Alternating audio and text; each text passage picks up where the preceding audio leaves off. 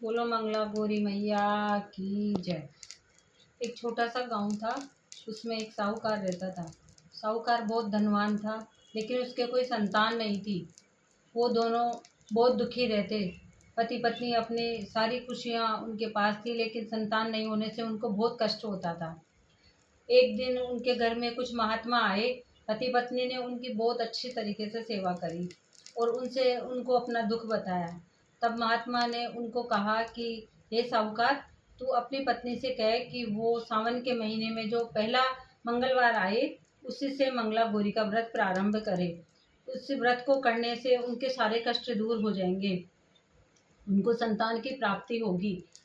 तो साहूकार अपनी पत्नी को बोला कि तुम मंगला गौरी का व्रत प्रारंभ कर दो। साहूकार की पत्नी ने पहले सावन से ही व्रत चालू कर दिया। अब जब उनके पूरे व्रत होने को आए, तो उस माता पार्वती ने शिव जी से कहा कि हे महादेव, इन्होंने सच्चे मन से अपना व्रत किया है, तो इनको जरूर संतान की प्राप्ति होनी चाहिए।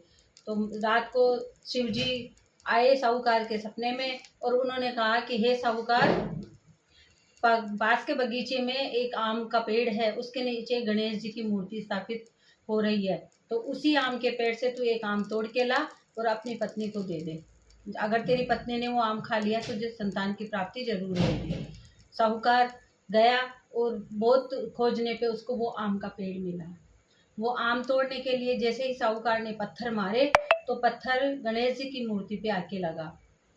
इससे गणेश जी नाराज हो गए और उन्होंने कहा कि साहूकार, मेरे माता पिता ने तुझे वचन दिया है, इसलिए मैं उस वचन का उल्लंघन नहीं कर सकता, लेकिन तेरे जो पुत्र प्राप्त होगा उसकी आयु अल्प होगी। वो 21 साल की आयु में ही वो उसको स्वर्गवास हो जाएगा।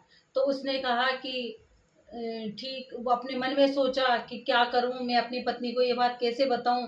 वो मन में बहुत चिंता करता। उसने आम ले जाके अपनी पत्नी को दे दिया और उसकी पत्नी गर्भवती हुई और 9वें महीने उनके एक पुत्र रत्न की प्राप्ति हुई। उनका बेटा बड़ा होने लगा। जब वो 20 साल का हुआ, तो अपने पिता के कारोबार में उनकी मदद करने लगा। एक दिन पिता और पुत्र दोनों कारोबार से वापस लौट रहे थे। नदी के किनारे वो लोग विश्राम करने के लिए बैठ गए। वहीं नदी के किनारे पे 2 लड़कियां थी जो कपड़े धोने के लिए आई थी। एक का नाम कमला था, दूसरी का नाम मंगला था। कमला ने मंगला से कहा कि मंगला, क्या तू मंगला गौरी का व्रत करेगी? तब उसने कहा कि ठीक है, इस व्रत के करने से क्या होगा? तब कमला ने बताया कि यह व्रत जो भी सौभाग्यवती स्त्री करती है, उसके पति की लंबी आयु होती है और वो सौभाग्यशाली हो जाती है। तो साहूकार उन दोनों की बातें सुन रहा था।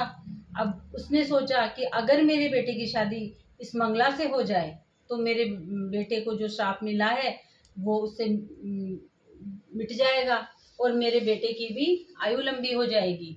वो उन लड़कियों के पीछे पीछे चल दिया और मंगला के घर गया। मंगला के घर जाके उसके पिता से कहने लगा कि क्या आप अपनी बेटी की शादी मेरे बेटे से कर देंगे? तो वो एक नामी साहूकार था। मंगला के पिता ने सोचा कि मेरी बेटी का रिश्ता इतने अच्छे घर से आया है, तो मैं क्यों मना करूं। उन्होंने मंगला की शादी साहूकार के बेटे से कर दी। अब शादी होने के बाद जब पहला सावन आया, तो मंगला ने मंगला गौरी का व्रत प्रारंभ किया। जब मंगला गौरी का व्रत समाप्त हुआ, तब साहूकार का बेटा 21 साल का हो चुका था।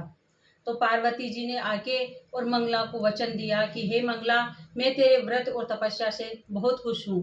तेरे पति को मैं लंबी आयु दूंगी, लेकिन उसको श्राप लगा हुआ गजानन जी का, तो सब उसको डसने के लिए आएगा। जैसा मैं कहती हूँ तू वैसा ही करना।